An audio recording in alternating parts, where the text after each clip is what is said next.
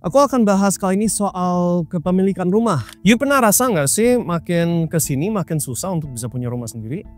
Nah pertanyaannya, apakah akan semakin susah atau ada saatnya udah gak ada siapapun yang bisa memiliki rumah sehingga harga harus turun supaya ya supply demand, ya kan? So ini sesuatu hal yang mau aku bahas hari ini. Data yang aku akan pakai hari ini itu data yang mungkin fokusnya itu lebih ke Amerika. Dan mungkin ada rasa, oh Amerika beda sama Indonesia, nggak sama bla bla bla. Tapi sebenarnya apa yang aku akan jelasin itu berlaku hampir seluruh dunia. Kenapa? Karena kita sudah berada di ekonomi yang bisa disebut globalist economy. Atau satu ekonomi yang intinya udah dikuasai sama beberapa konglomerat dan bisnis-bisnis super besar. Ya. Dan kalau kita ngomong apa itu bisnis, ya berarti ada manusia-manusia yang tanda kutip besar. Oke? So, first of all, aku mau menunjukkan dulu, dan ini editor mungkin play videonya. Ini dari si RFK Jr., so Robert Kennedy Jr. So dia keponakannya si Presiden Kennedy yang almarhum yang ditembak. Ya, nonton dulu deh videonya. 2 years ago, the average cost of a house in this country was $215,000. Today, it's $400,000. And the interest rates you're going to pay on that house have gone from 1% to 7%. So you're paying 10 times as much for that house you were 2 years ago. Mm-hmm. I have 7 kids. They're all between 20, 35 years old. They should be moving into their own homes. Mm-hmm. But I don't know any of them or any of their friends who are actually buying a home now. And one of the reasons for why did the price of housing go up? Well, one, because of the inflation, because we spent $8 trillion on wars and $16 trillion on COVID, which we didn't have. So they print money, which caused the price of everything to go up. More importantly, there's 3 giant corporations, BlackRock, State Street, and Vanguard, which own, collectively, they own each other. So it's really one giant corporation. But they also own 89% of the S&P 500. They own everything. They've now decided to buy every single family home in America. So if they stay on the current trajectory, they will own 60% of the homes in this country, single family homes, by 2030. They literally are trying to buy everything. And the head of it, Larry Fink, the CEO of BlackRock, is on the board of that World Economic Forum, and what they've said, we want this great reset, which is you will own nothing and you will be happy. Well, they're on their way to making sure that we don't own anything.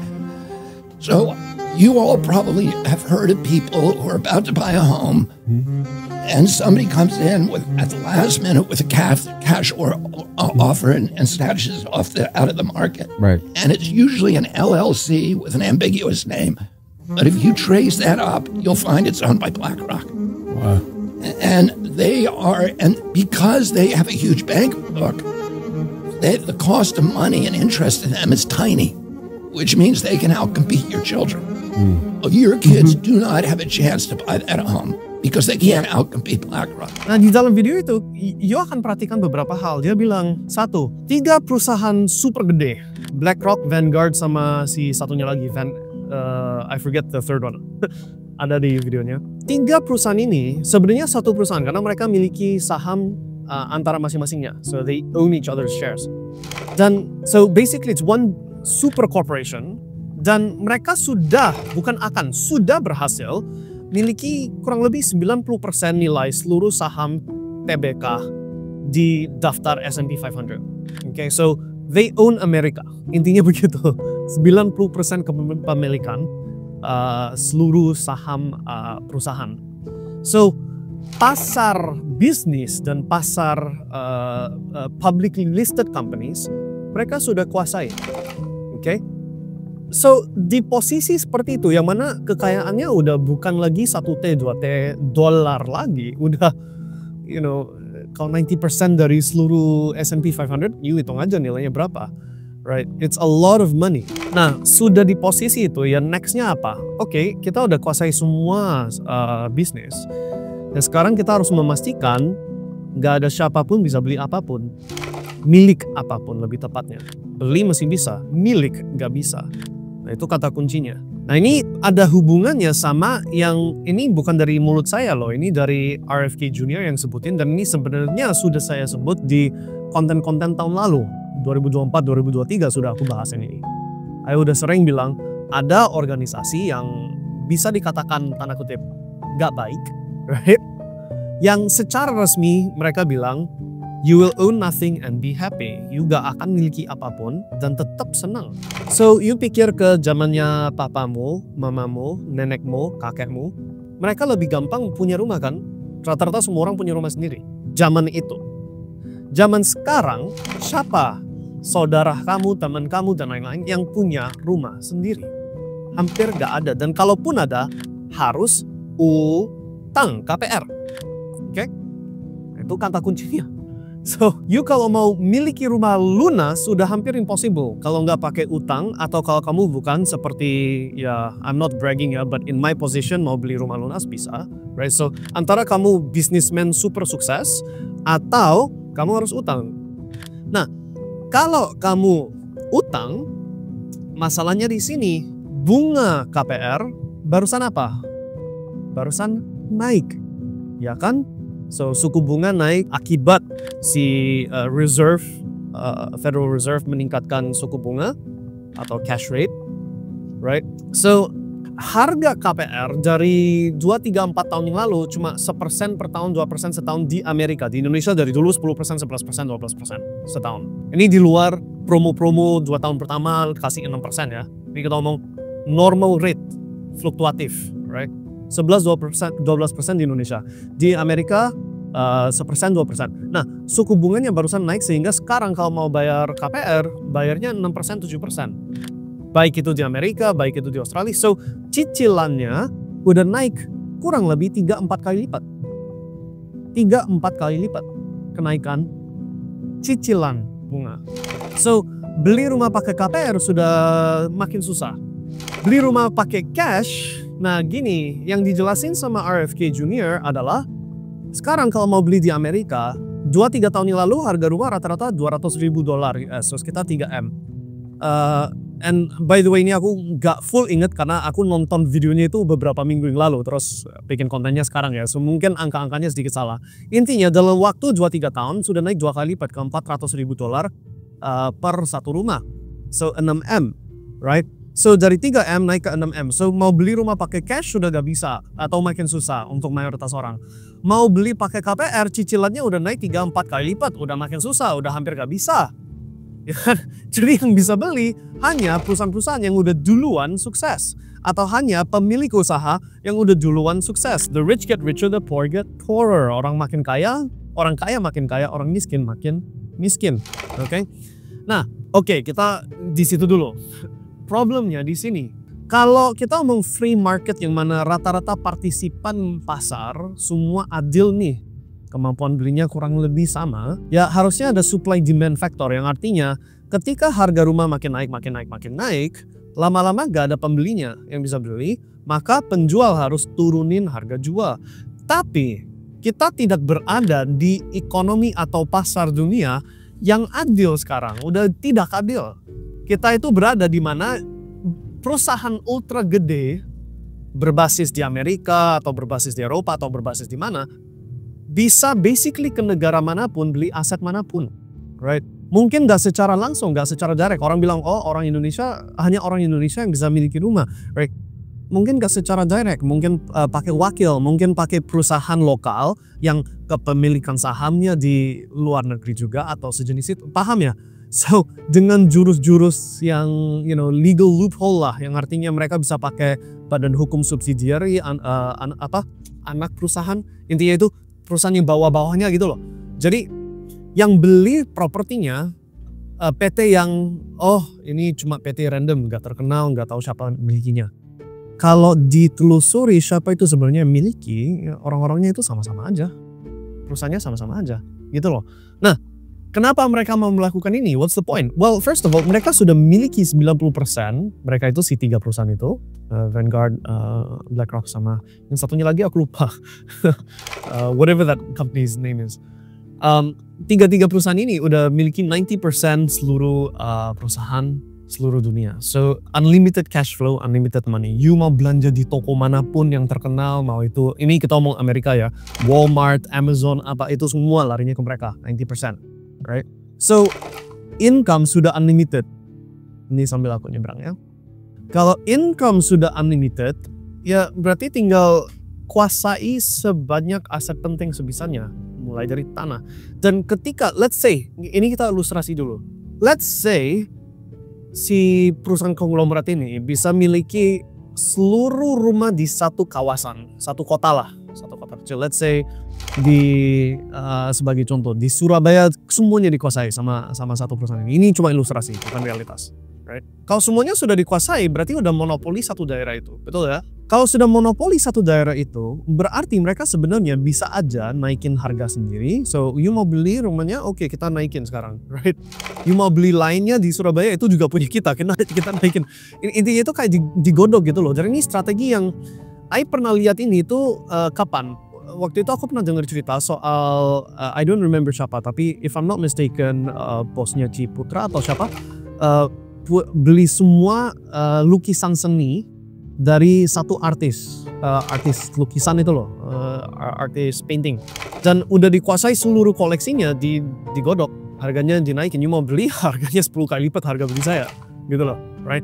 So kurang lebih kayak gitu, cuma sekarang lukisannya diganti sama property, real estate, right? So real estate-nya semua dikuasai, satu kawasan, satu kota, right? Imaginary, let's say Surabaya. Nah, you kalau tinggal di Surabaya, kerjanya di Surabaya, you cari kerjaan atau mau besarin keluarga di Surabaya, beli udah agak opsi karena udah dinaikin harganya, udah 3, 4, 5 kali lipat lebih tinggi daripada harga belinya si konglomerat ini.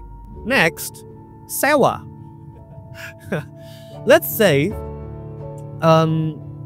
perusahaan let's say Tesla sebagai contoh. Perusahaan Tesla butuh banyak engineer. Nah, mereka perlu cari talent atau pegawai-pegawai yang in demand banget. Karena software engineer super in demand atau programmer super in demand. Sebagai kacamata programmer kan maunya gaji setinggi sebisanya dengan kondisi kerja yang adil dan bagus. So Tesla bisa aja bilang, oke, kita siap gaji 3 kali lipat lebih tinggi daripada kompetitor berikutnya kita. Let's say, ini cuma ilustrasi. So kalau gaji rata-rata untuk programmer 2M setahun di Amerika, bisa dinaikin ke 4M, 6M setahun. Oke? Good, berarti semua program yang bagus-bagus jadi tertarik dong karena mereka lihat job listing ada apa saja. Oh, ada Tesla lagi gajiin 6M. Oke, good, diambil kerjaannya. Oh, tapi kita ada syarat gak bisa WFH. Harus hadir di kantor. Kantornya di mana? Tadi aku contohin Surabaya, sekarang pindah kota. San Francisco sebagai contoh. Oke? Alright, so semua orang harus kerja di San Francisco. Tapi semua properti udah dikuasai sama konglomerat ini. Right? Karena sudah dikuasai, mereka bisa pasang harga sewa seenaknya mereka. Betul nggak? Oh oke, sekarang harga sewa 3M, 4M setahun. Mau apa? Disyaratkan harus kerja di kantor, yang mana kantornya di San Francisco, let's say di situ. Sedangkan semua properti daerah situ udah dikuasai sama konglomerat, sudah bukan lagi milik individu bapak ibu siapa, udah semua dimiliki PT konglomerat, right? Dan rata-rata harganya 3-4M setahun. Pegawainya gak ada pilihan toh, disyaratkan harus kerja di situ. Disyaratkan harus kerja di situ, ya udah. Berarti sewa, ya udah aku digaji 6M, aku harus bayar 3M, 4M setahun untuk sewa karena harus bayar pajak. Pajak let's say 30% dari penghasilan saya, 6M harus dikurangin sepertiganya, berarti harus dikurangin 2M. Ya sisa-sisanya nggak banyak untuk biaya hidup. Sehingga penghasilanmu 6M, net setiap tahun tetap hampir 0. Jangan kira ini cuma ilustrasi, it's happening. Lagi terjadi sekarang di dunia nyata. Hanya saja belum seluruh dunia diberlakukan seperti ini, tapi menyusul ke arah sana semua. Right? And then apa yang terjadi ketika seperti gitu? Well, karena harga properti ditentukan sama harga sewa. Kalau harga sewa naik berarti harga propertinya makin naik. Kenapa? Karena as an investment kan kita cari return on investment. Kalau sewanya naik double berarti harga properti juga ikut naik double. Karena sewanya dinaikin double dan kamu nggak ada pilihan harus bayar karena kamu kan digaji nih tinggi-tinggi dari Tesla 6M, right? Tapi sekarang harus bayar 3-4M untuk sewa, ya kan? propertinya naik tinggi, lebih tinggi lagi valuationnya. Si perusahaan siapa itu, BlackRock atau siapa, makin kaya.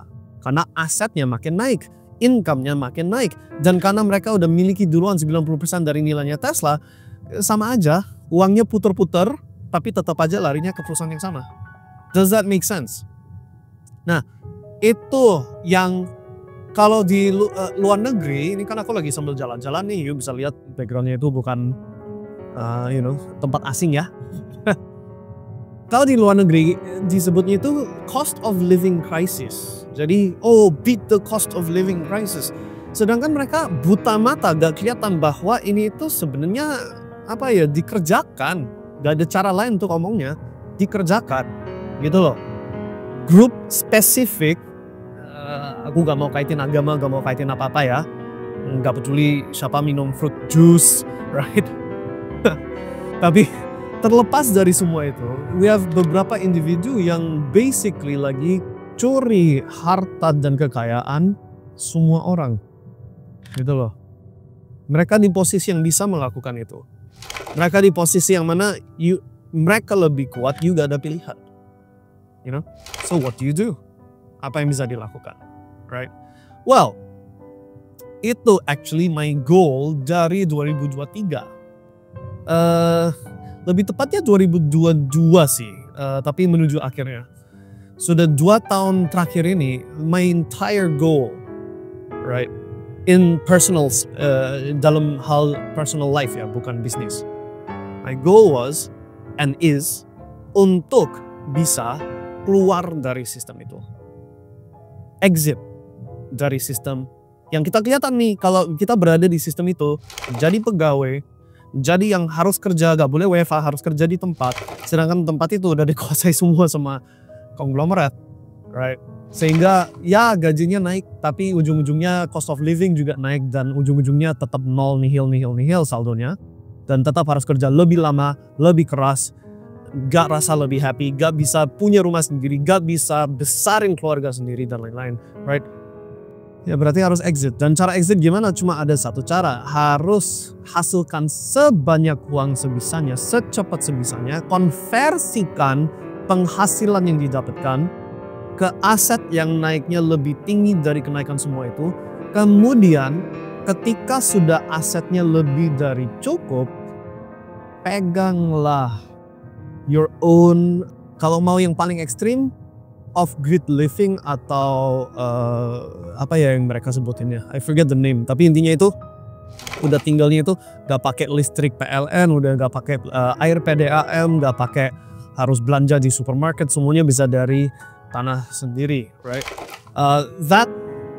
That's the extreme side, okay? Tapi dalam hal ini you harus pintar-pintar sendiri menilai negara mana yang paling resiko rendah digituin, right? Kita tahu negara-negara banyak udah dijadiin kayak semua masyarakat jadi budak, right?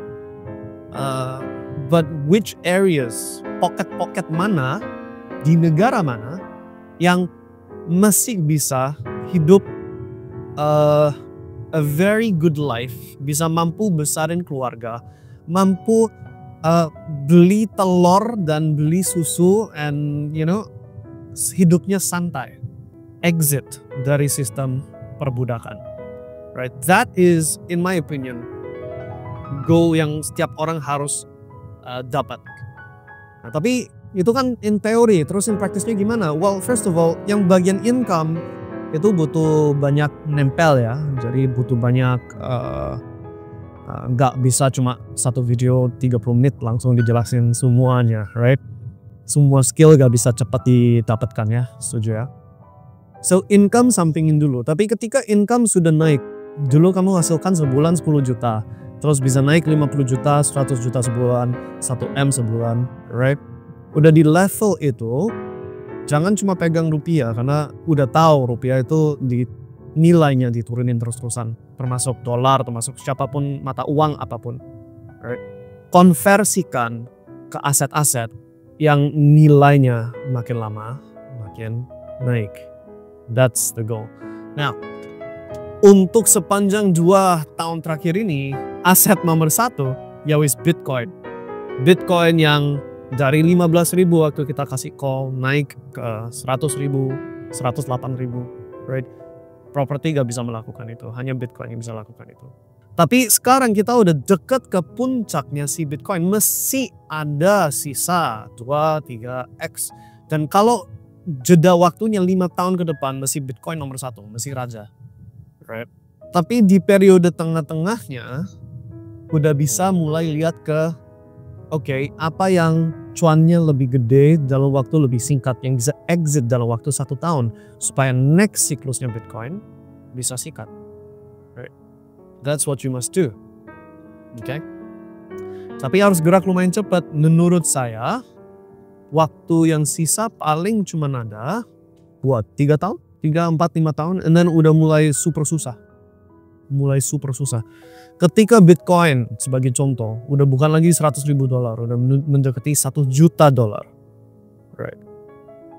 Siapa sih yang bisa beli 1 Bitcoin? Ya kecuali kita yang sudah miliki banyak Bitcoin ya. Tapi siapa yang bisa? Kalau mulai dari nol. So you have jeda waktu 2-3 tahun untuk benar-benar fokus serius. Edukasi diri, meningkatkan bisnismu, penghasilanmu, dan konversikan income itu menjadi aset. Aset yang naiknya lebih tinggi dari kenaikan umum. Right? Ketika sudah naik lebih tinggi, seperti kalau udah di posisi yang mana you bisa mengeluarkan 20% kekayaan kamu untuk beli lunas rumah, tanah, dan tempat untuk pelihara hidupmu sesuai keinginan kamu, then you're safe, you made it. Udah dapat kebebasanmu. Right? Itu yang aku lagi fokusin sekarang. I'm doing that right now, and profit yang udah dipanen dari crypto sekarang lagi dipakai untuk have that freedom tanpa habisin semua modal. That's what we're doing right now. Tapi setidaknya kalian tahu ya apa yang ada di pandangan saya, dan ini bukan kacamata saya tok ya. Ini juga disebutin sama banyak orang-orang penting termasuk RFK Jr. So ini udah bukan lagi konspirasi teori, udah common knowledge, tinggal kamu gerak cepat atau enggak. Oke? See you guys next time. Semoga itu membantu buka mata and memberikan Anda arahan yang membantu kalian ambil keputusan yang bagus buat kalian diri sendiri. Oke? Bye and sukses selalu.